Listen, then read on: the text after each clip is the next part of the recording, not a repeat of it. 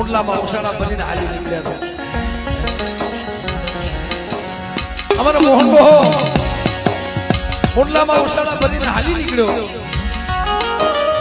પણ એની પાસે નહોતા સંદર્ભા, નહોતી વસવેલી.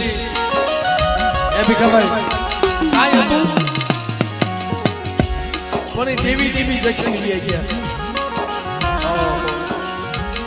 મારી દેવી કાર મેઘડા રહી ગયો, મારી દેવી કાર મેઘડા રહી ગઈ. મારી દેવી ક્યાં હશે? જો દેવીને ગોતવી હોય ને, દેવી ક્યાં મળે? આ મંદિરમાં નહીં મળે. અને આજે તો માતાજીનું નવું મેઘાડમર, માતાજીનું નવું મેઘાડમર, માતાજીના સંદર્ભા હતી.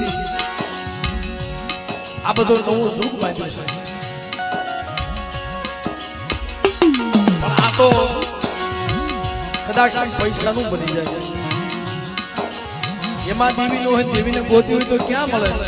કોઈ એવો આત્મા હોય ને, એના રોદિયામાં દેવી બેઠી. મોહનિયા, તારી વસ્તુ કદાચ ડુંગરની સોટીમાં મને હાથ પાડે, મને હિરિયેની દેવીને, અને દીકરા જો ન્યા ઉભી ન રહો ને, તો મને બેસી દગાવડી મને પાવાની દેવીને કોઈ લાગે.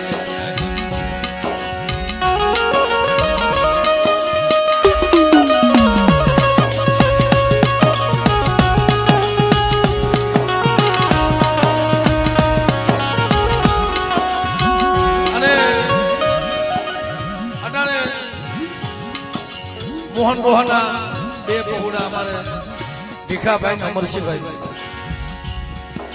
ભીખાભાઈ અને અમરસિંહભાઈ કે મને અમે તને બીજું તો શું સમાડી શકશું, પણ બેટા આદિ સુધી શરીરને ઢાંકણી બે એક હાથમાં હતી. અમારા ભીખાભાઈના હાથમાં શરીરને ઢાંકણી એક સુર હતો, પણ એને વિચાર કર્યો કે મારી ક્યાંક ગોવો ગોતી લે, ક્યાંક ગોવો ગોતી લે ને. તેથી અમારે સુરેશભાઈ મારી માં બેસી ગાવડી, મારા વિકલા હું આપે ગોતીશ,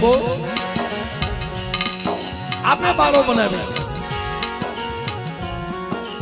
એટલે નવો સુખ બાંધ્યો મિત્રો. અને ભાવથી આજે કોંડાની મહેમાનગતિ કરવા મારી હિરિયાની દેવી બધાની એટલે ભાવથી માતાજીને જય બોલી આપણા કાર્યક્રમમાં